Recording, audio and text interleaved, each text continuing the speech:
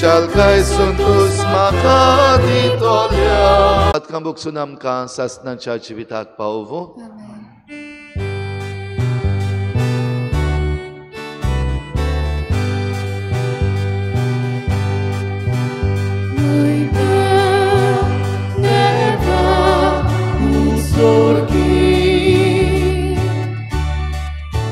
Arishati tachaisha samsari Sorbespora Deva Sudicharaya Surpuvita Deva Baba Deva Baba Amituka Namaskar Kuta Amituka Imbasa Tujadur Vojvova Pasor Amituka Vakanda Sumya Jesu Krista Bapacha Ekdas Buddha Sumya Deva Deva Devachi Shri Shri Tu Samsara Shepap Kartar Amshika Tutkot Tu Babacha Uzmia Kosla Amche Magni Aigunge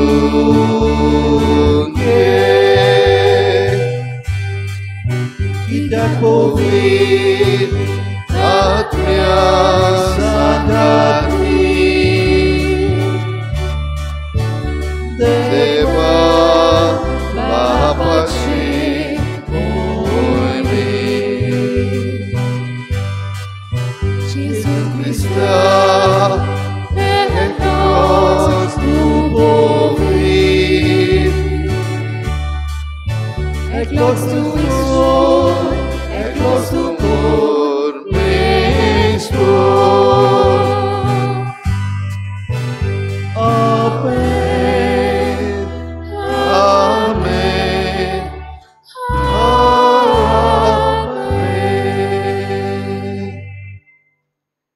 प्रार्थूया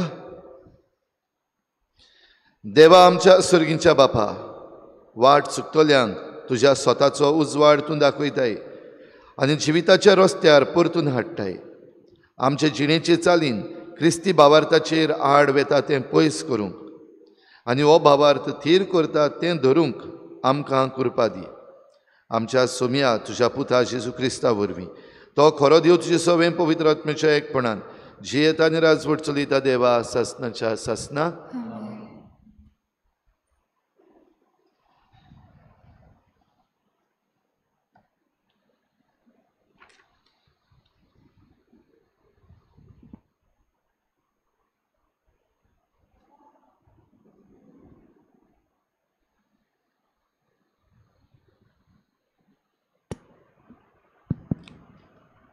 एमोस प्रवादाच्या पुस्तकावेले वाचप। एकदा एमाझ्यान आमोसाक सांगले, आरे प्रवाद्या, चल, जुदाच्या प्रांतान परतून वच, थंय तुजो गिराज जोड आनी तुजो संदेश सांग।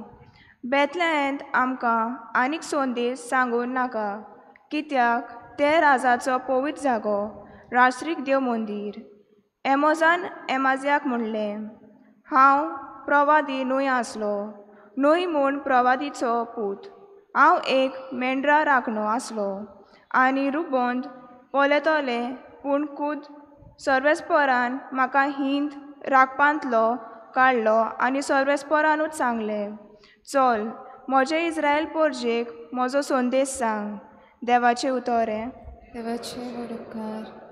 आमचो जबाब जातलो, तुजी काकूट आमकां दाखय सर्वेस्परा आनी दोयेन आमची सोडवण कर। परतून म्हणया, तुजी काकूट आमकां दाखय सर्वेस्परा आनी दोयेन आमची सोडवण कर। सर्वेस्पर सांगता ते चीट दिवन आयकोता, खरेंच शांतीची खबर देव सांगता। आपले परजेक, आपले भोगतांक, ताची भोक्ती करतल्यांक ताची सोडवण लागीं पावला आनी ताची महिमा आमच्या देसांत वस्तली। जबाब, तुजी काकूट आमकां दाखय सर्वेस्परा आनी दोयेन आमची सोडवण कर। मोग आनी विस्वाशीपण एकामेकाक भेटतात, नीत आनी शांती एकामेकाक वेगेन घेतात। विस्वाशीपणान भुमींतले उपजतले आनी स्वर्गार तावन आमचेर देंवतलो नितीचो उजवाड। जबाब, तुजी काकूट आमकां दाखय सर्वेस्परा आनी दोयेन आमची सोडवण कर। सर्वेस्परा आपुणूच आमकां सुभागी करतलो आनी आमची भूंय जातली सुफल पिकाल। नीत चलून येतली ताची मुखार, तांचे पावलांनी पावलां घालून येतली शांती। जबाब, तुजी काकूट आमकां दाखय सर्वेस्परा आनी दोयेन आमची सोडवण कर।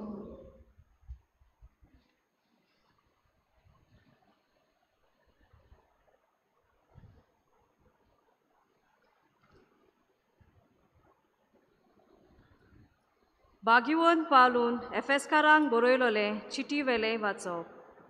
देवाक आमच्या सोम्या जेजू क्रिस्ताच्या बापाक वाकाणणी, कित्याक तांणी आमकां क्रिस्ता सोवें सर्गीचे सगळे आत्मीक देण्यांनी भरल्यान। संवसार रोचे आदीं आपणा मुखार पवित्र कोतावीन आनी मोगान भरलोली जावन देवान आमकां क्रिस्ता सोवें विचून काडल्यान। जेजू क्रिस्ता उदेशी आमी आपली आपणायलोली भुरगीं जावचीं म्हूण ताणें आदींच फुडें थारायलां। देवाचे कुशेची उदार येवजण ही आपल्या मोगाच्या पुता सोवें आपणें आमकां बोळेपणान फावो केल्ली आपले कृपेची मोहिमा आमी वाकाणचे खातीर देवान अशें केलें। ताचे सोवें ताच्या रोगता उदेशी आमकां सोडवण मेळ्ळी आनी आमची पातकां बोगसोलीं। इतली व्हड देवाची कृपेची गिरेस्तकाय आपले ओगोणी जाणवायेन आनी शाणेपणान ही कृपा ताणें आमचेर सुबामपणान ओतली। आपले कुशेचो गूट ताणें आमकां उगडापो केलो। आदींच आपल्या बोळेपणान क्रिस्ता सोवें थारायलोली येवजण आमकां उक्ती करून दाखयली। म्हणजे काल बोरतोच स्वर्गार आनी पृथ्वीमेर आसा तितले एकाच फुडाऱ्याक क्रिस्ताच्या हाताखाल एकठांय करचे म्हूण हीच देवाची येवजण। देवाचें उतोरें। देवाचे वडकार। उद्गार।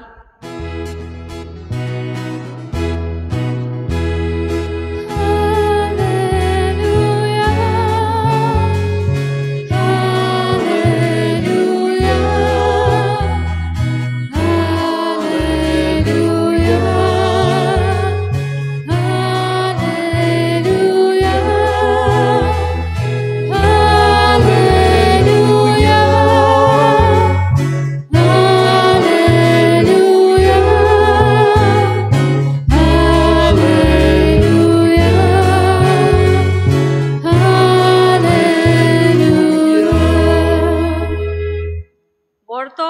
जेजूचो मोहिमेवोन देव आमचो तुमची मोत उजवाडावन तुमच्या आपोवण्याचो कितलो उंच बरवोचो उगडापो तुमकां जावं.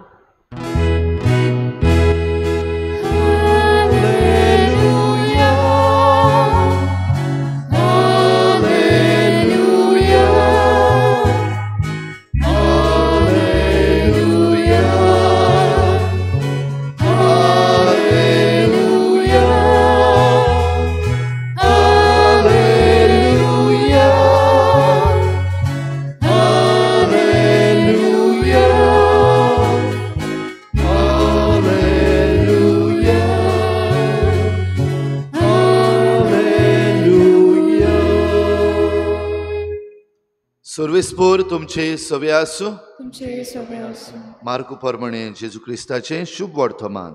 महिमा तुका आसूंया. जेजून 12 जाणांक आपयले आनी तांकां मेळ्या आत्म्याचेर पदवी दिवन दोगांक तो धाडूंक लागलो. आनी एकाच दांड्या भायर वाटेक कांयच व्हरोनाक जावंक न्हय भुती न्हय उंडो न्हय म्हूण पेंगटाक दुडू बगोर पांयांक वाणू घालूंक पूण दोडी आंगडी न्हेसोना जावंक ताणें तांकां फर्मायलें आनी तांकां सांगलें खंयसरूय एका घरान भितर सरशात ते स्वातेवेले भायर सरून वचोपर्यंत थंय रावात. आनी कोण तुमकां लोक घेना जायत तांकां एक शिटकावणी कशी ते स्वातेवेले भायर सरून तुमच्या पांयांची धूल झाडून उडयात. म्हणटूच ते वचून जिवीत बदलात म्हूण प्रवचन करताले आनी खूब देंवचार काडटाले आनी सोबार वायटाकारांक तेल लावन बरी करताले. जेजू क्रिस्ताचें शुभ वर्तमान हे वखाणी तुका क्रिस्ता.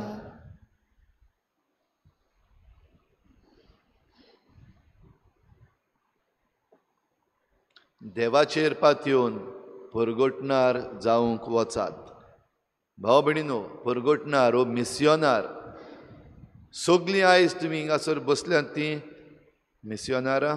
Are you missionaries? नियोला मिस्योनार तूं? रुई तूं मिस्योनार? सगळीं जीं बावतिजम घेतल्या ती तुमच्या बावतिजमान आमच्या बावतिजमान आमी सगळीं मिस्योनार. जाल्यार प्रश्न दुसरो येता, मिस्योनार कसो? रुई कितें केलां आयज पासून? नियोला आयज पासून मिस्योनार कशें कितें केलां तुवें भावार्थाचें? हो प्रश्न जरी तर एक एकल्याक विचारलो जाल्यार आमचे लागीं जाबाब ना असो न्हू, सगळ्यां लागीं जाबाब आसतलोच. पूण थोड्यांक दिसतलें आरे हांवें कांय करूं ना, हें आनी सांगपाचें ओगी राव, कांय करूं ना. मिस्योनार कशीं भाव भयणीनो इतलीं वर्सां आयज पासून जेन्ना आमी जिवी आसा आमी मिस्योनार कशीं जियेल्या. फुडें मुद्दम आमी मिस्योनार कशीं प्रवचन करूंक वचूंक ना, सेर्मांव करूंक वचूंक ना, वो आमी रस्त्यांचेर रावन कोणाक पॅम्फलेटी वांटूंक ना मिस्योनार कशीं, वो कोणाक धरून हाडून बावतिजम दिवंक ना फोर्सान. असलें मिसांव आमी करूंक ना. पूण तुमच्या घोराब्यान जियेल्यांत तुमी, तुमच्या घोराब्यान तुमी घोराब्याचे वांगडी, धूव तूं तुज्या घोराब्याची नियोला, भाव तूं रुई तुज्या घोराब्याचो. हे भाशेन सगल्यांक विचारपाक जाता. ही दोगूय जाण दोळ्यान दिसती पडल्यान देखून तेंची नांवां घेता. आमी जण एकलो आमच्या कुटुंबान आमकां जें मिसांव दिल्लें आसा थंय जावन आमचें मिसांव सुरू जालां. आनी ह्या वेळार जरी तर तुमी जण एकल्यान चिंतलें हांवें म्हज्या कुटुंबान कसलें मिसांवाचें जिवीत जियेलां, वो हांव म्हज्या वाड्यान कसलें मिसांव जियेलां, वो ज्या जाग्यार हांव वेतां, जावं शिकपाक वेतां, जावं कामाक वेतां, वो जावं भोंवडेक वेतां, थंय म्हजें क्रिस्ती जिवीत हांव कशे भाशेन जियेलां.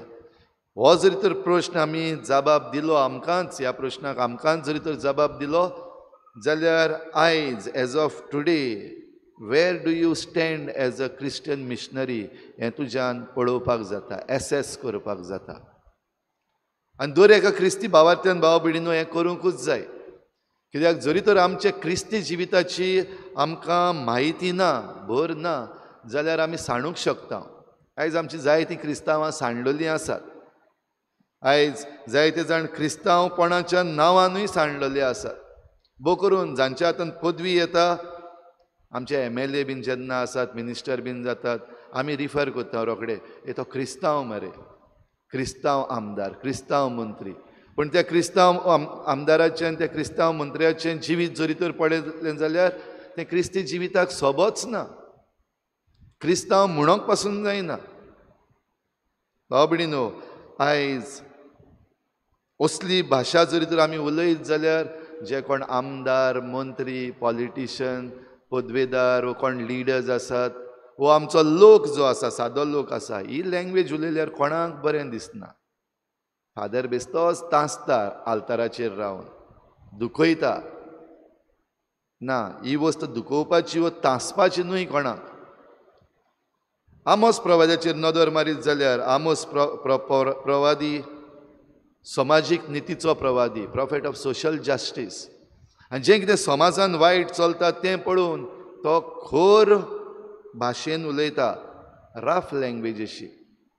कित्याक आमोस प्रवाद्याक देवान दर्शनां दिल्लीं. कितें भशेन 3 दर्शनां. ह्या 3 दर्शनांनी देवान दाखयल्लें की देव अशें चाळल्लो आसा. God is not happy with his people. आनी कित्याक not happy with his people? कित्याक ही पोरजां नश्टी जाल्ली. हे पोरजेचे फुडारी, कारबारी जे आसात ते अनितीचे जाल्ले. आनी जे कोण ल्हान गरीब आनी समाजाचे देगेक पडलेले आसा तांकां लुट्टाले, नागयताले.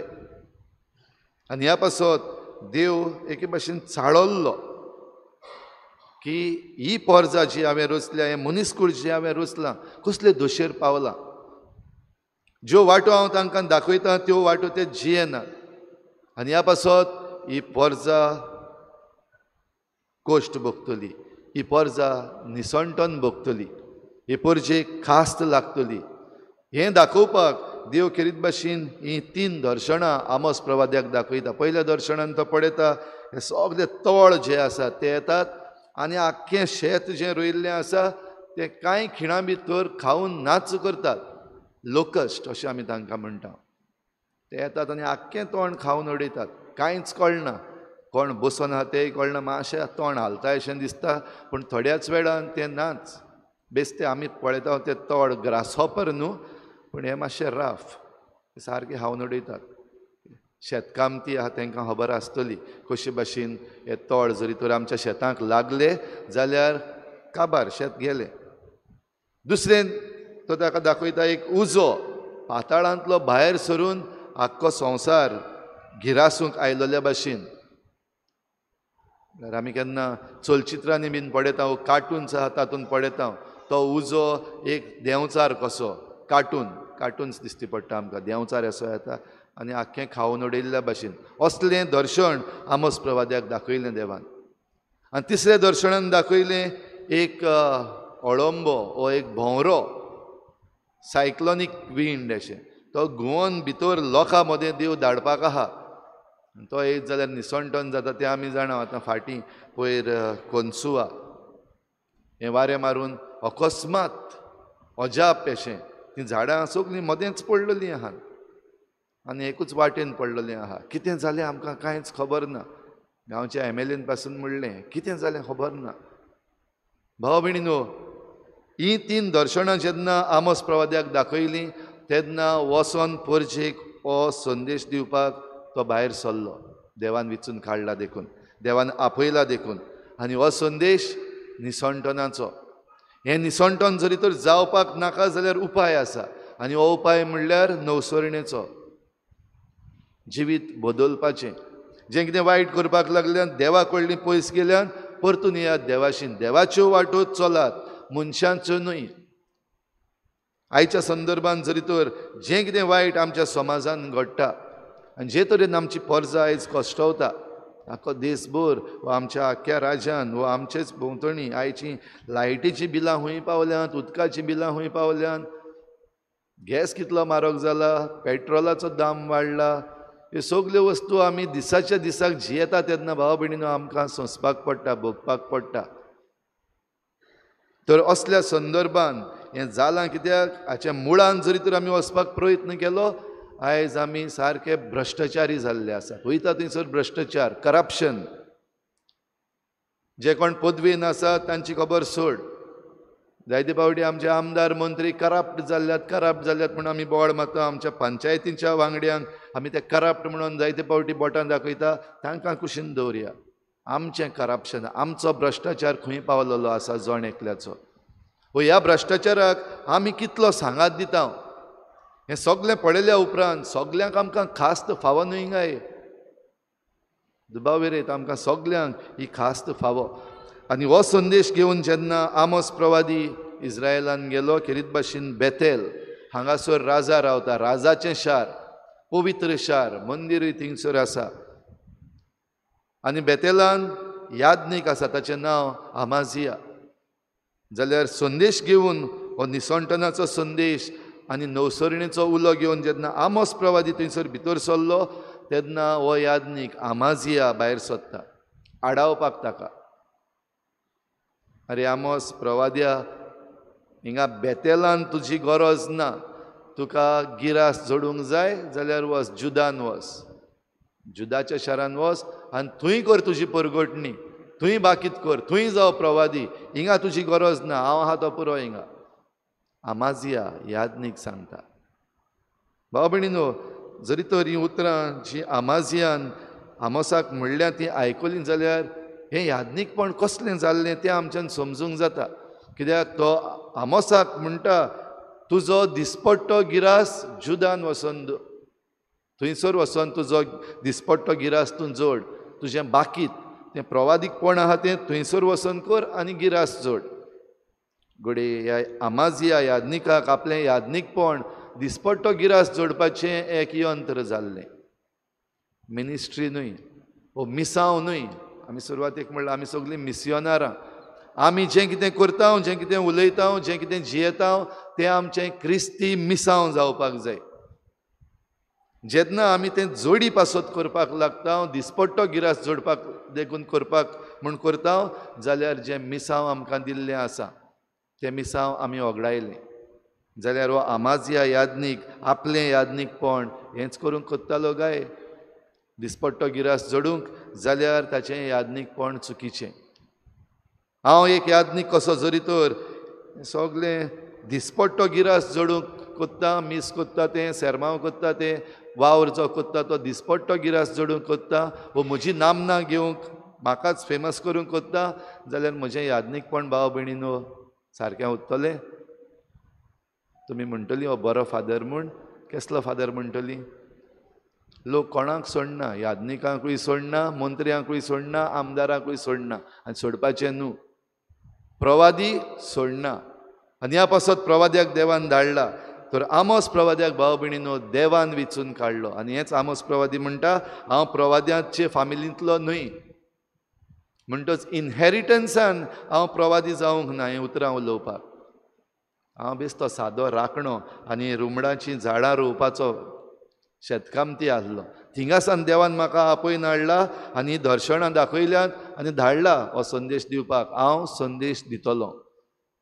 भाव भयणीनो, आमी जण एकलो कोण कोण तो आमी जाणा. आमी राखणे, आमी शेतकार, आमी कोण. पूण आमी कोणूय जावं, जरी तर बावतिजम दिवन आमकां मुखार हाडल्यात आनी देव आयज आमकां वेगवेगळ्यो वस्तू आमच्या दोळ्या मुखार दाखयता, ही सादीं दर्शनां जरी तर आमकां दिता, जाल्यार तुका प्रवादी जावपाक विचून काडला. आनी तूं जरी तर प्रवादी जायना जाल्यार जोनस प्रवाद्या भाशेन काडून उदकान उडोवपाचो. मागीर थिंगा मासळी हातुली, तुका नुस्तें हातलें, आख्खें गिळटलें. भाव भयणीनो, हें मिसांव आमी फुडें व्हरूंक आयच्या समाजान, आयज जो समाज आमचो जे दोशेर पावलेलो आसा थंयसर आमकां क्रिस्ती जबाबदारी आसा. आनी ही क्रिस्ती जबाबदारी आमी पाळूंक जेजू जेन्ना आमकां विचून काडटा, देव आमकां विचून काडटा तेन्ना बेश्टीच सोडना, घे तुका जबाबदारी दिल्या वच आतां कर म्हूण. पूण वेता आसतना जे भाशेन आयज आमी शुभ वर्तमानां आयकता, 12 जाणांक वेंचून काडले, तांकां आपयले, तांकां इन्स्ट्रक्शन दिलीं कितें व्हरपाचें, कितें ना व्हरपाचें, कितें करपाचें, कोणागेर रावपाचें. लोक जरी तर घेता जाल्यार थंयच रावपाचें, तांचे बराबर शिकोवपाचें तांकां. लोक तुका नाकारता जाल्यार भायर सरपाचें थिंगाचो, आनी भायर सरता आसतना पांयांची व्हाणाची धुल्ल पासून तांकां एक शिटकावणी कशी फाफडून भायर उडोवपाची. म्हणटच प्रवादी भाव भयणीनो, वो परगटणार वचात आनी शुभ वर्तमान परगट करात. हे आख्खे वर्सभर आमकां हो थीम आसा. जाल्यार परगटणार म्हणटा तो एक कडेन रावपाक, वो म्हाका शिकोवपाक दिना, म्हाका म्हणपाक दिना, म्हाका सांगपाक दिना देखून ओगी कोणशाक रावता तें न्हू. करूंक जायना एके सुवातेर, दुसरे सुवातेर वच आनी थंय हो देवाचो संदेश परगट कर. तुज्या घोराब्यान सांगपाक जायना जाल्यार भोंवतणी आसात समुदायाच्या वांगड्यांक सांग.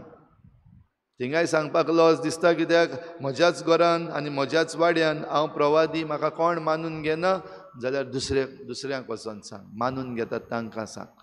पूण हें प्रवादीकपण भाव भयणीनो तुका दिसता म्हूण न्हू, देवाक जाय तें प्रवादीकपण. थोडे फावटी आमचे मदें सेल्फ मेड प्रवादी भायर सरलेले आसात. तांकां दिसता हांवें सांगपाक जाय. चुकीचें पासून आसल्यार ते आपुणूच सारकें म्हूण समजतात. असले प्रवादीकपणाची हांव खबर करिना. पूण जेजून ह्या आपोस्तलांक तयार केले आनी ही इन्स्ट्रक्शन्स दिवन तांकां जेन्ना धाडले तेन्ना आदी फुडेंच तांकां कळयलें सोंपें जावचें ना. हें जिवीत जिवंक जाता, वयता आसतना फकत एक दांडो घे आनी वच, आनी कांयच वचनाका. फकत पांयांक बेस्तीं व्हाणोवंक घाल आनी वच, आनीक एक पेर वचनाका. केन्ना परते येवपाचें तें खबर ना, खंयच्या गांवांत पावतलें तें खबर ना. वो आंगावली पासून दोण घेवन वचनाका, दोडी आंगावली न्हेसनाका. वाटेक कितें चायेक बसतलो म्हणल्यार पेंगटाक दुडू पासून घेयनाका. हें आनी कसलें मिसांव. कितें रे सायबा, हूंय धाडटा आमकां. आमी कोणूय कसलेंय काम करपाक वयता जाल्यार जावं तें आमचें पर्सनल काम जावं ऑफिशियल काम जावं, आमच्या बोळसान कितेंय आसपाक जाय, नाजाल्यार जायना. आनी जायतीं जाणां आमी असलेंय करता, कसलेंय काम आहा जाल्यार म्हाका कितें मेळटलें थिंगाचें हेंय पळयता. जाल्यार जायतीं जाणां आमची क्रिस्ती मिस्योनार आसात, जी मिस्योनार जावंक मिशनाक वचना, पूण हिंगाच बसून दिसा दिसपट्टें आपलें काम करतात. पयशे मागना, पयशे मेळटा देखून काम करना, पूण ओगेपणान काम करता. कोण तेंची खबर करना, तेंचो सेरमांव कोण सांगना. ओगेपणान काम करता तेंचो कोण सेरमांव सांगना. पूण भाव भयणीनो, खरी मिस्योनारां हें जें जेजून ह्या शिसांक सांगलोलें तीं उतरां घडये नकळो जावन पासून आपल्या जिवितान पाळटात. ओगेपणी आपलो वावर करतात. करूंक जरी तर दिना कोण, पादविकार तापयता वो पादविकार एक ऑपॉर्च्युनिटी दिना जाल्यार ओगी कुशीन सरून दुसरें काम करपाक वयतात. हें मिस्योनारपण. हें जें वचात देवाचेर पातयेवन. भाव भयणीनो, देवाचेर पातयेवन वेता तेन्ना कितें जाता? देवाचेर पातयेवन हे आपोस्तल जेन्ना गेले, आयचें शुभ वर्तमान सोंपता आसतना आमी आयकलां म्हणटच ते वचून जिवीत बदलात म्हूण प्रवचन करताले. पयले सुवातेर प्रवचन, संदेश दिवप. वेळ लागीं पावला, जिवीत बदलात, सर्वेस्पराशी परतून येयात. जें कितें जेजू सांगतालो आनी ह्या आपोस्तलांनी आयकल्लें, तांची आकारणी जाली, तें वचोन ते आतां आपण सांगताले. जेजू सांगनासलो. म्हज्यान आनी सांगपाक जाता, फादर तूं यो. जेवणाचेर मागणें करपाक जाय, बर्थडे पार्टी आहा, फादर मागणें करूंक तूं यो. तुज्यान जायना मागणें करपाक? युथाच्यान मागणें करूंक जायना, वाडलोल्याच्यान मागणें करूंक जायना? पार्टी आहा तेन्ना, बर्थडे पार्टी, फादरान मागणें करप बरें, वायट न्हू, पूण फादर तूंच मागणें कर, तूं कर रे. ना, म्हज्यान जायना, म्हाका कळना तें मागणें करपाक, तूं बरें कोता. ना, हें मिसांव तुवें वगडायलें. सादी ऑपॉर्च्युनिटी, सादो चान्स तुका मेळ्ळलो, तुवें मिसांव वगडायलें. एक ल्हानशें मागणें करपाचें, हें पासून एक मिसांव. तुज्या उतरांतल्यान तुजो भावार तुज्यान दाखोवपाक जाता, शिकोवपाक जाता जाल्यार हे शीस कोत्ताले आनी खूब देंवचार काडटाले. काय बरें, देंवचार काडपाक आमकां मेळ्ळलें जाल्यार काय बरें जावपाचें न्हू. तांकां पदवी दिवन धाडलेले आनी ही पदवी जी जेजून तांकां दिल्ली ती तांणी घेतली देखून तांच्यान ते देंवचार काडपाक जाले. आयज जायते देंवचार आसात आमचे मदें, आमचेर जण एकल्याचेर जायते देंवचार बसलेले आसात, आमच्या समाजान देंवचार बसलेले आसात. ल्हान ल्हान ते बरे दिसतात थोडे. मनशांक देंवचार म्हणनाकात, मनीस देंवचार न्हू. हिंगासर बसून आहात ते कोण देंवचार न्हू, आनी तातूं देंवचार न्हू. पूण जायते फावटी आमचेर देंवचार बसतात असले थोडे फावटी आमकां खबरो करपाक दिसता. खबरांचे देंवचार आमच्या तोंडांतल्यान बरे भायर सरतात. उतरां बरीं आमचीं. जो कोण आयकता ताका होय अरे रे अजाप की हे देंवचार गिरासपाक लागता. हो देंवचार आशेचे की आयज आमचे प्रॉपर्टी मॅटर्स जायते वाडलेले आसात. भोव करून क्रिस्तांवां मदें आमच्यो चडश्यो प्रॉपर्टी केसीस कोर्टान आसात. काबारूच जायना. त्या माडाचे नाल्लूय खावपाक मेळना आनी कोर्टांत त्यो केसीसूय काबार जायना. चड कोणाच्यो आसात वसात आनी पळयात कोर्टान. रोही तूं जायते फावटी वयता कोर्टान आमच्या गांवच्यो केसी घेवन की गांव सांबाळपा पासत. ओके, ते शिपयार्ड आनी हे कोण इलिगल बिल्डिंग्स आसात, BMC चेअरमॅन, मागीर CVAC, हे सगल्याच्या नांवान तूं जायत्यो केसी झगडटा. क्रिस्तांवाच्यो केसी चड आहा काय दुसऱ्यांच्यो? ओके, आसूं सांगनाका, हांव सांगता. भाव भयणीनो, आमच्यो भाटां बेसांच्यो केसी ज्यो आसात आमच्यो चड आसात. आमी एकामेका लागीं चड झगडटा. म्हणटच हे देंवचार प्रॉपर्टी, माय प्रॉपर्टी, म्हजें, म्हाका, मायन म्हाका दिल्लें, पायन म्हाका दवरलेलें, तुवें कित्याक चड हायलें, हेणें कित्याक चड हायलें, हे देंवचार आमकां चड सतायतात. आनी तेच बरोबर एकामेकाच्यो प्रॉपर्टी विकून उडोवप पासून चल्लेलें आसा. फ्रॉड. आतां आमचो गोंयचो सरकार तेचेर कसले तरी एक्शन घेता म्हणटालो. आजून पासून एक्शन पळोवपाक रावता आमी. जायच ना, एक्शनूच जायना. पूण जे कोण फ्रॉड केल्ले आसात, लोकांच्यो प्रॉपर्टी विकलेल्यो आसात, ते दिश्टी पडटात आजून पासून. ते बरे भशेन भोंवतात. जाल्यार हे आशेचे देंवचार जे आसात ते भाव भयणीनो आयज आमचे मदें आसा. आमकां जरी तर पदवी दिल्ली हे देंवचार काडून काय बरें जावपाचें न्हू. तुका जरी तर दिल्लें, ही पदवी जरी तर दिल्ली आनी ता कोणाचो देंवचार काडपाचें तूं?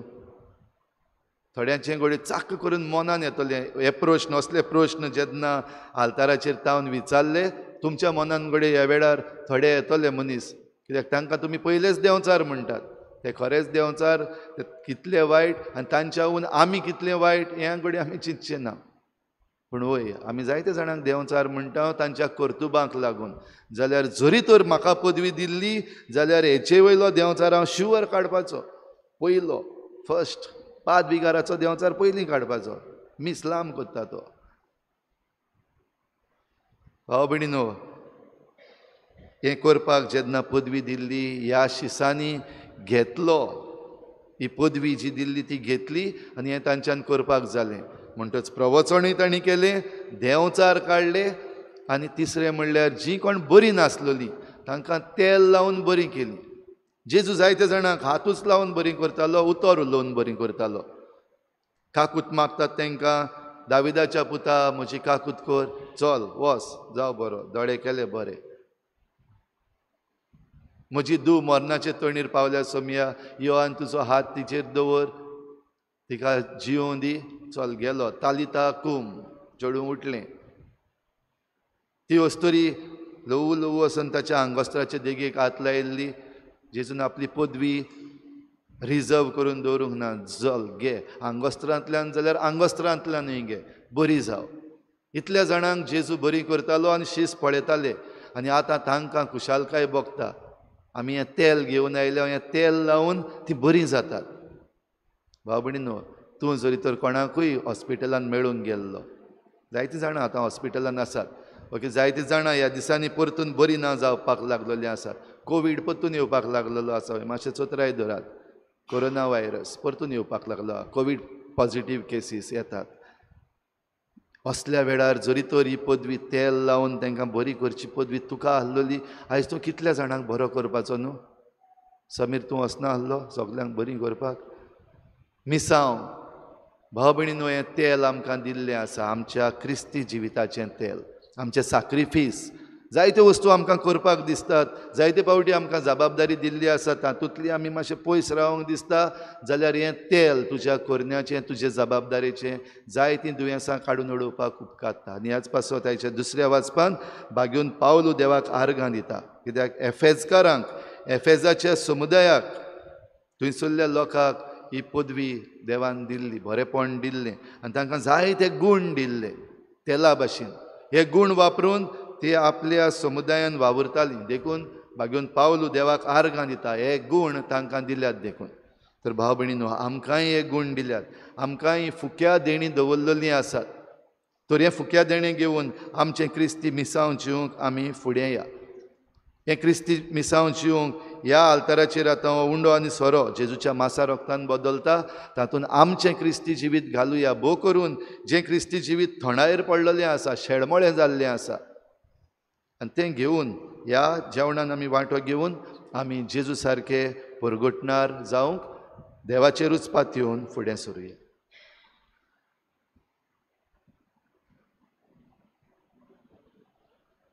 सगळीं उबी रावया.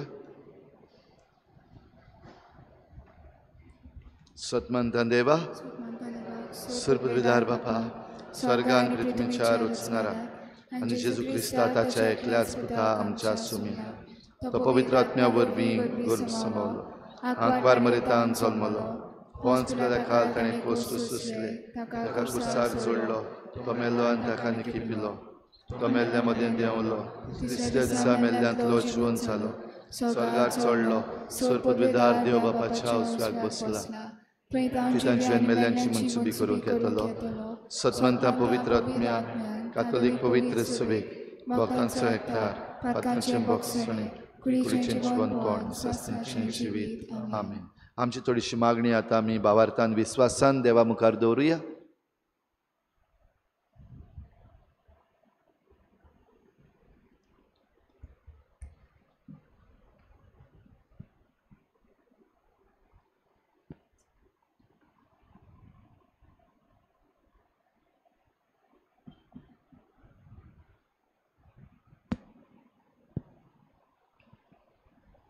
फ्रांसीस आमच्या भाग्यवंत बापा, बिस्पांनी आनी पवित्र सभेचे फुडारांनी आपल्या हातांनी दिले परगोटनाचे कार्य तांचेर आद उपासतले आदकोलीम मोदे पवित्र आत्म्याचे शक्ती अदीक बोलवंतपणान फुडें व्हरूंक तांकां पवित्र आत्म्याचे देणेन मागुया. जेजूच्या नांवान बापा, हे मागणे करता तुका. जेजूच्या नांवान बापा, हे मागणे करता तुका. हालींच निवडून आयलोल्या देशाचे नवे राजकारबारांनी कोणाक भियेनासतना स्वता आनी निती पासत वावरूंक आनी हे वरवीं शांती आनी एकवट विस्तारूंक तांकां देवाची कृपा मागुया. जेजूच्या नांवान बापा, हे मागणे करता तुका. जेजूच्या नांवान बापा, हे मागणे करता तुका. आमचे खासगी आनी कुटुंबीक जिवितांत सगळे वेळार आमी देवाचेर पातयेवन जिवंक आनी आमचे जिविताचे चालींतल्यान जेजूक आमी गोवाय दिवंक आमकां बापाचो आदार मागुया. जेजूच्या नांवान बापा, हे मागणे करता तुका. जेजूच्या नांवान बापा, हे मागणे करता तुका. क्रिस्ताचो धर्म परगोटनाचो वावर संवसाराचे कोनशा कोनशाक पसरावंक जाय ते देव आपोवनी पवित्र सभेंत आमकां फावो करूं म्हूण बापा लागीं मागुया. जेजूच्या नांवान बापा, हे मागणे करता तुका जेजूच्या नांवान बापा हे मागणे करता तुका. सर्गीच्या बापा आतांच तुजे मुखार आमी दवरल्यात ती मागणी आनी आमच्या काळजा मनांत ह्या वेळार उपजतात ती मागणी आनी आमी मागूंक नकळो तेंय तुजे दयेन आमकां फावो कर. क्रिस्ता आमच्या सुमया वरवीं. भेटवणे वेळार गीत घेऊया. C21 page number 37. C21.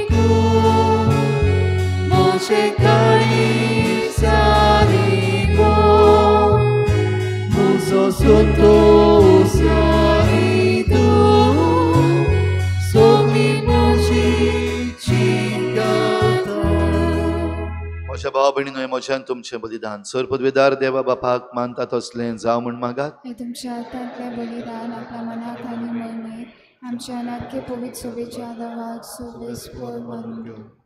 सर्वेस्परा तुका उलो मारतली तुजे पवित्र सभेच्या देण्याचेर तुजी दयाळ दिश्ट घाल आनी आमची पवित्रताय वाडूंक ती बदलून आमच्या आत्म्याचें पसण करून दी. हे आमी मागता तुज्या पुता जेजूचे नांवी. सर्वेस्पर तुमचे सवे आसूं. आमची काळजां उबारुया. सर्वेस्पराक आमच्या देवाक दिन वाचुया. सर्वेस्परा पवित्र बापा सर पदवेदारान सासनाच्या देवा सर्व काळ्यान सर्व ताय जेजू क्रिस्ता आमच्या सोमया वरवीं आमी तुका दिन वाचूंक फावो हो कायदो नितीचो आनी आमच्या फायद्याचो आसा तें सगलें तुवें रचलाय वेळ काळ सगलें तुवेंच थारायलाय पूण मनशाक तुज्याच सारक्याचो रचलय आनी आख्या विचित्र संवसाराचो ताच्या हातान अधिकार घालय आनी जेजू क्रिस्ता आमच्या सोमया वरवीं तुजे जाणवायेची आनी पदवेची दिसान दीस ताणें विस्मितां वाखाणूक तुजे रचनेचो तुवें मनशाक कारबारी नेमलय देखून स्वर्ग आनी संवसार आनी देवदूतांचो दोलबार तुका मान भोवमान दितात तांचे बरोबर आमी तुजें किर्तन निरंतरींग गायता.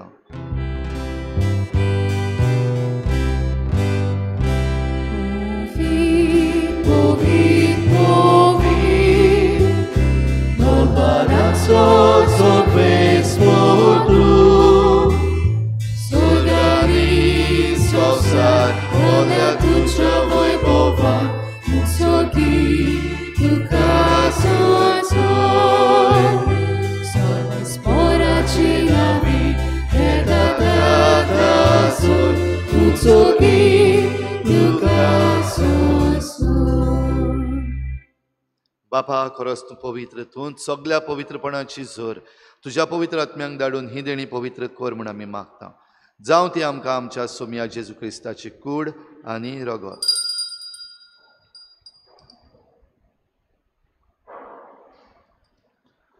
आपलेच खुशेन कोश्ट मरण सोसूंक वेचे आदीं ताणें उंडो घेतलो तुका दिन वाचून तो मोडलो तो आपल्या शिसांक दिलो आनी म्हळें ओ तुमी समेस्त घेयात आनी खायात ही म्हजी कूड तुमचे पासत समर्पणशी.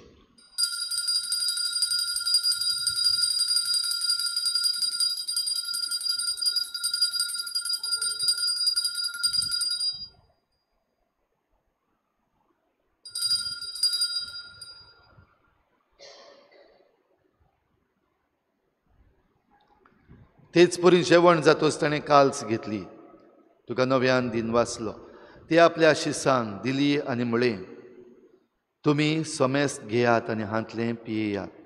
ही म्हज्या रोगताची काल्स, नव्या आनी सासनीक कराराचें हें रगत. पातकांचें बोगसणें मेळच्याक तुमचे पासत आनी समेस्त मनशां पासत तें वारोवतलें. हें म्हज्या उगडासाक करात.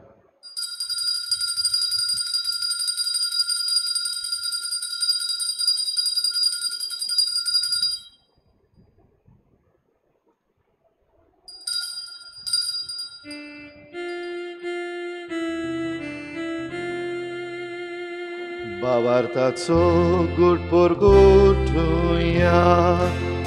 सुम्या जेजू आमी ओडकाना आमी एकाच शिकले पियेता दिले बावी तू वैभवाचो आमी तुझे बरोबर करता. बापा जेजूच्या मरणाचो आनी पुनर्जीवनपणाचो आमी भक्तीपणी उगडास करता आनी हो जिविताचो उंडो आनी सोडवणीची काल्स तुका समर्पिता. तुजे मुखार येवंक आनी तुजी सेवा करूंक आमकां फावो केलें देखून आमी तुका दिनवासता आनी जेजूची कूड आनी रगत शेवतल्या आमा समेस्तांक पवित्र आत्म्या वरवीं एकठांय कर म्हूण आमी नम्रतायेन मागता.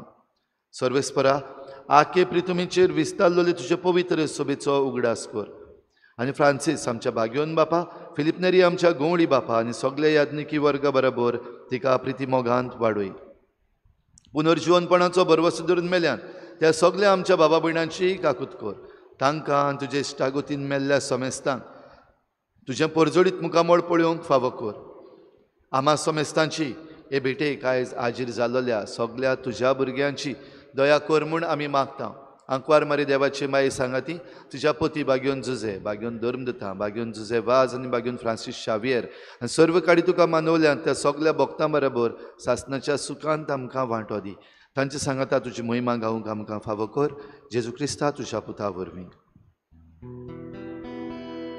त्याच जेजू वरवीं, त्याच जेजू सांगाता, त्याच जेजू थाय पवित्र आत्म्याच्या एकपणान सोरपद्वेदार बापा सोरवंदनानी वैभव तुका सासनाच्या सासना.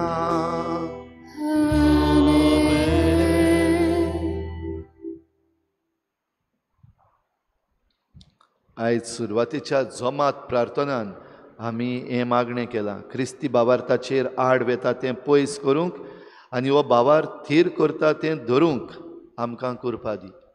तर आमचें क्रिस्ती जिवीत खरें मिसियोनारी जिवीत जावंक आमचें जिवीत देवाच्या हातान घालून जेजून शिकयल्ल्या प्रार्थनांतल्यान बापाक उलो मारुया.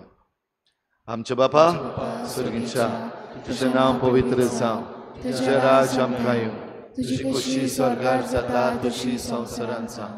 आमचो दिसपट्टो गिरास आसा आमकां दी आनी आमी आमचे चुकलेल्यांक बक्षता तशी आमची पातकां बोगोस आनी आमकां ताळणेंत पडूंक दिवं नाका, वायटांतली आमकां निवार. सर्वेस्परासोर वायटांतली आमकां निवार. दया करून ह्या जिवितांत सवस्काय आमकां दी. सर्गीच्या सुखाक आनी आमच्या सोडवणारा जेजू क्रिस्ताच्या येण्याक आमी बरवाशान वतरेकता. तर आमकां तुजे उदार काकलुतीन सर्व पातकांतली सुटय आनी सर्व आकांतांतली वाटाय. कित्याक राजवकी पदवी आनी महिमा तुजी सासणाच्या सासणाक.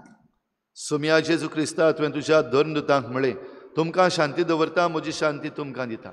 आमच्या पातकांचेर न्हय पूण तुजे पवित्र सोबेच्या भावार्थाचेर दिश्ट घाल आनी तुजे कुशे परमणे तिका शांती दी आनी तूंच तिका एकवटान सांबाळ.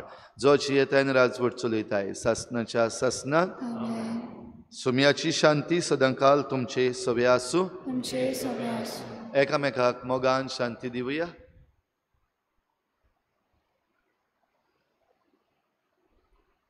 देवाचे शेलये संवसाराचे पाप काटेले आमची काकूत कोर. देवाचे शेलये संवसाराचे पाप काटेले आमची काकूत कोर. देवाचे शेलये संवसाराचे पाप काटेले आमकां शांती दी.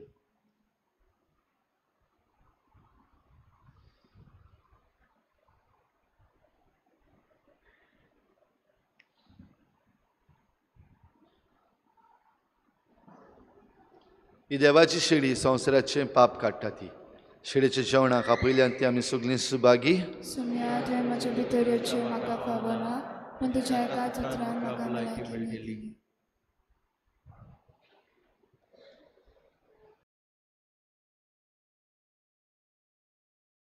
आत्मीक कुमयाव खातीर मागणे मोगळा जेजू मोगळा तूं जेजू भोव पवित्र संस्कार तूं भोव पवित्र संस्कारान हाजीर आसाय म्हूण हाजीर आसाय हांव म्हूण सोत मानता हांव सोत मानता सगळ्या वस्तूंन हांव सगळ्या वस्तूंन हांव तुजो मोग करता तुजो मोग करता आनी हांव तुका आनी हांव तुका म्हज्या आत्म्यान घेवन म्हज्या आत्म्यांत घेवन आशेता आशेता हे घडयेक एक घडयेक तुका हांव संस्कारांत घेवन संस्कारांत घेवन शकना म्हणटच शकना म्हणटच आत्मीक वाटेन तरी आत्मीक वाटेन तरी म्हज्या काळजांनी म्हज्या काळजान ये तूं म्हज्या काळजांत तूं म्हज्या काळजान आसा म्हूण समजून आसा म्हूण समजून हांव तुका वेंगयता हांव तुका आनी वेंगयता आक्कोच आनी आख्खीच तुका एकपडटा तुका एकवटा तुजे कडसून तुजे कडसून केदींच वेगळो जावं केदींच वेगळी जावं म्हाका दिवं नाका म्हाका दिवं नाका आमेन आमेन.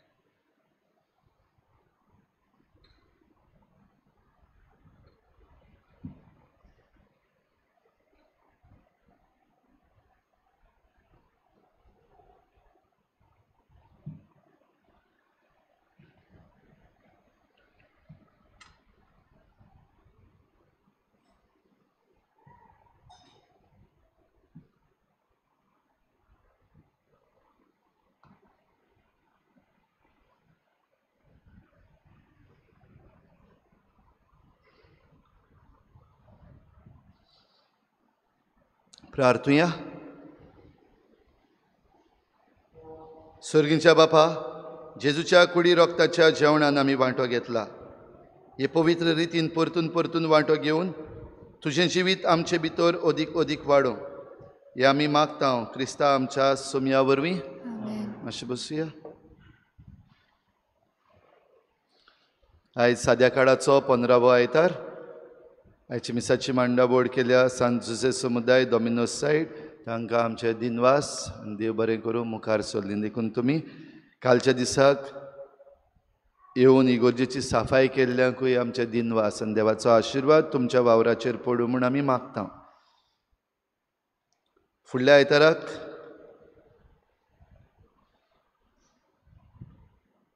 साद्या काळाचो 16वो आयतार, सैमा प्रमाणे कुटुंब येवजणे प्रचाराचो आयतार, फॅमिली प्लॅनिंग संडे. खरीत भाशेन आमच्या कुटुंबा पासत मागुया. फुडल्या आयताराक घोव बायलांनी बाराबर मिसाक बसचें म्हूण एक विनंती करतलो. तुमी मिसाक येता तेन्ना थोडी पावटी पयस पयस बसतात. बायल नॉर्थाक आनी घोव सावथाक.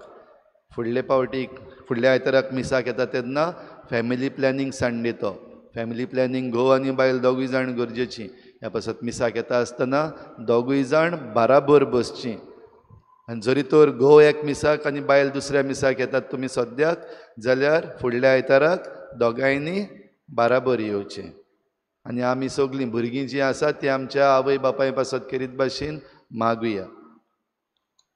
पयल्या मिसाची मांडावळ करूंक लिजन ऑफ मॅरी, दुसऱ्या मिसाची मांडावळ करूंक पॅरिश यूथ आनी 9:30 वाजता भुरग्यांचे मीस आनी दोतोन. भोव पवित्र संस्काराची भोजवण आमचे फिरगोजेन दर बुधवाराक जाता. मातसो इल्लोसो बदल केला. दर बुधवाराक 6:30 वाजता, 7 वाजता न्हू पूण आतां 6:30 वाजता आमी भोव पवित्र संस्काराची भोजवण करतले. आनीक दर एका बुधवाराक मांडावळ करूंक एक सॅक्टर जबाबदारी घेतलो. तर सुरू करता आसतना ह्या बुधवाराक 6:30 वाजता नाकेली सॅक्टर भोव पवित्र संस्काराची भोजवण करपाक मांडावळ करतली. तशेंच शुक्रारा दीस सकाळीं 6:30 वाजता भोव पवित्र संस्काराची भोजवण आनी त्या उपरांत मीस. शेनवाराक सांजेर 6 वाजता इंग्लीश भाशेन आयताराचे मीस आनी दाबोलीं कपेलान 6:30 वाजता. 5 वाजता भाव भयणीनो आमच्या वेदी सेवकांक जमात जाता, altar boys and altar girls. आनी खरीत भाशेन आतां आमकां देणे मेळ्ळेले आसा. आमकां 2 जाण ब्रादर येतात. काय बरें उमेदीन बोल्लोले सारकें जायतें करपाक सोदतात. भुरग्यां पासत तांच्यो जायत्यो येवजण्यो आसात बऱ्यो बऱ्यो. आमचीं भुरगीं स्मार्ट जावपाक आनीक इगोर्जेन तशेंच समाजान बरीं उमेदीचीं जावपाक तेंचे लागीं बऱ्योशो स्किम्स आसात. तर तुमचीं भुरगीं आजून जरी तर वेदी सेवकां जावंक ना, ऑल्टर सर्वस तुमी तांकां करूंक ना जाल्यार मागता फुडल्या शेनवाराक 5 वाजता तांकां पावोवची हांगासर. आनीक ही आकारणी तशेंच वेदीची सेवा करपाक आमच्या भुरग्यांक आमी जाता ते भाशेन मुखार हाडुया. आयज 14 तारीख आनी जुलयाचो म्हयनो वन महोत्सवा फॉरेस्ट फेस्टिवल आख्खे आमचो भारत देश मनयता आसतना आमी आमचे फिरगोजेन मनयता. आनी आमचीं तरणाटीं पॅरिश यूथ तशेंच चिकाली यूथ फार्मर्स क्लब बाराबर मेळून झाड रोय जिवीत फुलोय 6.0 झाड रोय जिवीत फुलोय 6.0 6वे वर्साक हे पावटीक तीं करतात. म्हणल्यार तें बंद जावपाक जायना. 6, 7, 8, 9 जायत रावपाक जाय. व्हडलें प्रेजिडेंट. जाल्यार आयज सांजेर 4 वाजता रेजिना मुंदी आनी आमचे फाब्रिकाची जी प्रॉपर्टी आसा ते बॉर्डरीचेर थंयसर हें प्लांटींग जातलें, प्लांटेशन. तुमी येवचें. सकलसान चलोन येवपाक जाता जाल्यार सकलसान चलोन येवचें. स्टेप्स चडपाक जांकां त्रास जाता डायरेक्ट रेजिना मुंदी आमचो स्टॅच्यू आसा, रेजिना मुंदी थिंगासान भितर सरपाक जाता ते गेटींतल्यान. आनी मागीर आमी दावे वाटेन वचून थंयसर हें प्लांटेशन करतले. आनी आयज करीत भाशेन आमचे बरोबर आमचो सावथ गोवाचो MP आमचो पॅरिशनर तो कॅप्टन विरियातो फेर्नांडीस आयज आमच्या तरणाट्यां बरोबर आसतलो. हीं झाडां रोवपाक तुमी येवचें सगल्यांनी आनी आमी हीं झाडां रोवया. आयज आमची तरणाटीं डिस्ट्रिब्युशन करची नात झाडांची, पूण तुमकां जरी तर कोणाकूय जाय झाडां व्हरपाक आनी घरा रोवपाक जाल्यार तुमचीं नांवां तुमच्यान तांकां दिवपाक जाता आनी फुडल्या आयताराक मेरेन हीं झाडां तुमकां येतलीं. हे पावटीक बेश्टें डिस्ट्रिब्युशन तरणाट्यांनी दवरचें न्हू म्हणलें, कित्याक थोड्या जाणांक नाका जाल्यार पासून तीं वयलीं आनी बेश्टींच पिड्यार केलीं हें जायना जावपाक. जें झाड आमी व्हरता ताची सगळें आमकां मिसांव आसा, मिशनरीज आमी. तर ह्या पासत जी जबाबदारी घेतात आपल्या ह्या झाडाची, घरा व्हरतलीं रोयतलीं आनी तें झाड व्हडलें जावं पासून ताची काळजी घेतली तांणी हीं झाडां व्हरपाची. आनी कोणाक व्हरपाक दिसता तांणी जबाबदारी घेवन आपलीं नांवां आमच्या तरणाट्यां लागीं दिवची. तुमकां कसलें झाड जाय तेंय तांकां सांगचें. तें म्हारग आहाय तें सांगनाका, मार्कुराद आहाय ते हाड म्हूण. ते फॉरेस्ट ते एग्रीकल्चर डिपार्टमेंटान वचून तुमी विकते घेवपाक जाय. पूण हेर दुसरीं भोव करून सोशल फॉरेस्ट्रीचीं जीं झाडां आसात तीं तुमी व्हरपाक जातात. तेच बरोबर आमची बायोडायवर्सिटी मॅनेजमेंट कमिटी आसा, बायोडायवर्सिटी मॅनेजमेंट कमिटी तांणी आयज थोडीं झाडां पंचायती लागीं आमकां दवरलेलीं आसा. कोणें वचोन व्हरपाक जाता म्हूण सांगलां. तुमी वेचें आनी थंयसर झाडां आसा तांकां पळोवचीं, तांची वळख घेवची आनी जें झाड तूं लायतलो तुज्या घरा लागीं वो भोंवतणी खंय जागो आसा जाल्यार तीं झाडां तुमी व्हरचीं. झाडां रोवया भाव भयणीनो, कित्याक ह्या झाडां वरवीं आमचें पर्यावरण तशेंच आमचें जिवीत, आमच्या भुरग्यांचें जिवीत आमी सांबाळचें आसा. तर पंचायती लागीं दवरलेलीं आसात आयज झाडां, कोणाक जाय जाल्यार तीं व्हरपाक जातात. तशेंच विलेजर्स ऑफ चिकाली, दाबोलीं आयज खेरीत भाशेन कळूंक लायलां. आमचो सावथ गोवाचो MP कॅप्टन विर्यातो फेर्नांडीस हाचें फेलिसिटेशन जातलें आयज 11 वाजता पंचायत हॉलांत. तुमकां सगल्यांक आमंत्रण आसा.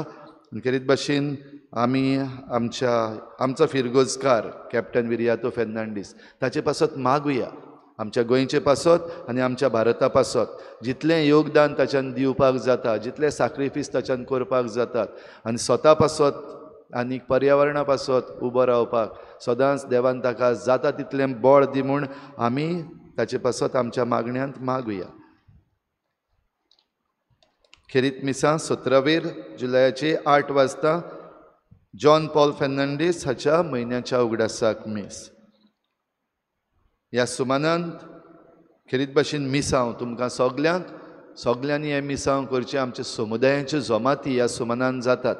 तर तुमच्या समुदायान जेन्ना जमात आसा हे पावटीक तुमकां एकूच मिसांव आनी कांय मिसांव दिना.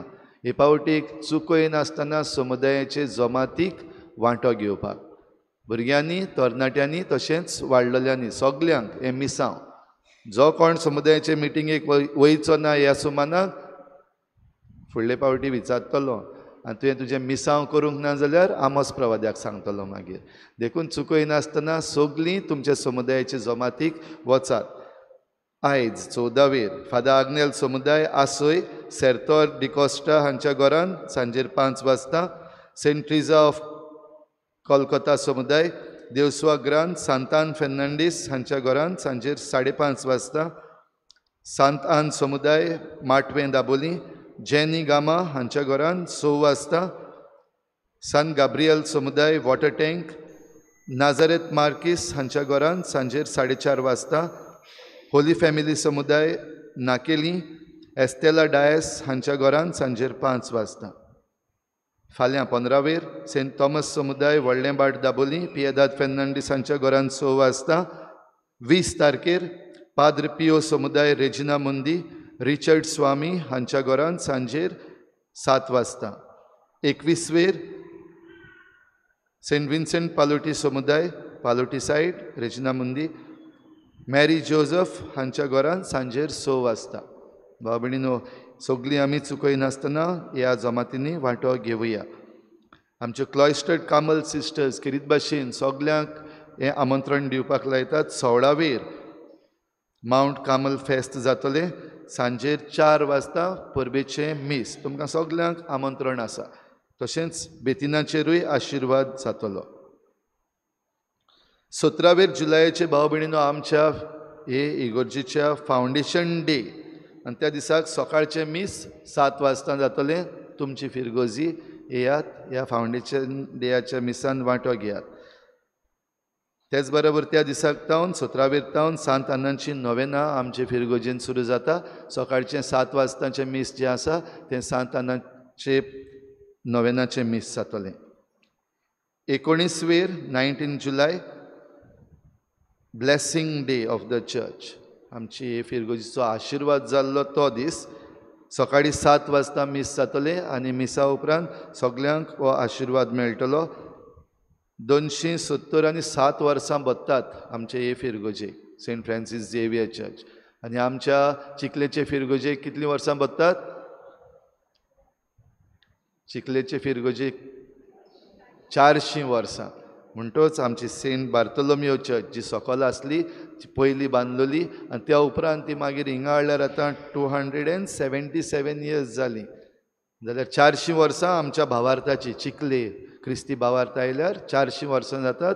ती आतां आमी सुरवात करतली हांव ऑक्टोबराच्या म्हयन्यांत थावन. 19 ब्लेसिंग ऑफ द चर्च मीस सकाळीं 7 वाजता. त्या दिसाक आमी ह्या मिसान भाग घेवचो. फुडल्या आयताराक 21 क्रिस्म घेवपाची तयारी करतात त्या भुरग्यांक आनी तांच्या आवय बापायंक तांचे बरोबर सॅबिसन आनी टिचर सावियोला हांच्यो क्लासीस ज्यो आसात तांकां खेरीत जमात आसतली 11:30 वाजता. सगल्या आवय बापायनी चुकय नासतना हे जमातीन वांटो घेवचो. आमचो क्रिस्माचो साक्रामेंता विशीं आमी आमचो निर्णय त्या दिसाक घेतले. सगल्यांनी येवचें. तशेंच आमचें दोतोनीचें केंद्र दोतोनीच्या भुरग्यांक पॅरीश लेवल क्वीज कॉम्पिटिशन घडोवन हाडटा. ह्या वर्साक जेन्ना आमचें सांत फ्रांसीस शावेराच्या रेलिकेची दाखोवण जाता ही खेरीत कॉम्पिटिशन आमच्या डायसिसीन घडोवन हाडलेलें आसा कॅटिकॅटिकल सेंटरान. तातूंत आमचीं भुरगीं वांटो घेतलीं आनी हातूंतले 2 जाण विनर ते आमकां आमच्या वारादाच्या लेवलाक डिनरी लेवल कॉम्पिटिशन आसा तातूंत आमचे फिरगोजेक रिप्रेजेंट करतले. तुमी येवचें. फुडल्या आयताराक 9:30 वाजताचें मीस जाल्या उपरांत दोतोन जाल्या उपरांत हें कॉम्पिटिशन जातलें. तुमी येवन तातूंत भाग घेवचो. ह्या एक्सपोजिशना विशीं जायती म्हायती तुमकांय घेवपाक मेळटली. गूड सॅमरिटन फंड आमचे फिरगोजेन एका बऱ्या देखणारान 1 लाख रुपया आपले भेटयल्यात आनीक एका बऱ्या देखणारान 5,000 भेटयल्यात. खेरीत भाशेन तांचेर आमी देवाचो आशिर्वाद मागता. तुमच्या उदारपणाचेर देवान आशिर्वाद घालूं. आनीक एक पावटी भाव भयणीनो उगडास करता. हो गूड सॅमरिटन फंड म्हणटा तो आमचे फिरगोजेन चिखलेचे फिरगोजेन जीं कोण गरजेक सांपडलेलीं आसात आनी खंयचोच आदार ना तांकां आदार करचे पासत. ह्या पासत तुमच्या उदारपणाक हांव देव बरें करूं म्हणटा. आनी जरी तर कोणूय आमचे फिरगोजेन असलो मनीस आसा फुडें आमकां सगल्यो वस्तू खबर आसना पूण तुमकां कोणूय जरी तर दिसता खरेंच जेन्युइनली त्या मनशाक आमी आदार करपाक जाय जाल्यार मातशें येवन पाद्विगाराक कळोवचें. कित्याक हाचेर निर्णय दिवपाचे ना दिवपाचे हाचेर निर्णय फकत पाद्विगार घेता.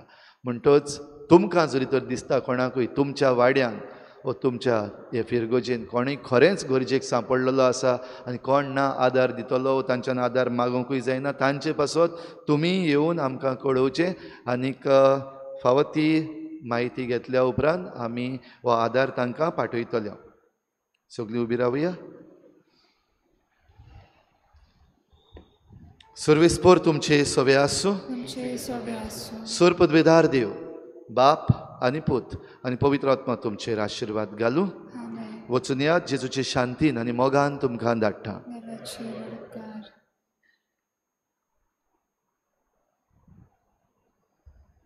शेवटाक गीत घेवया. F21 page number 95. F21.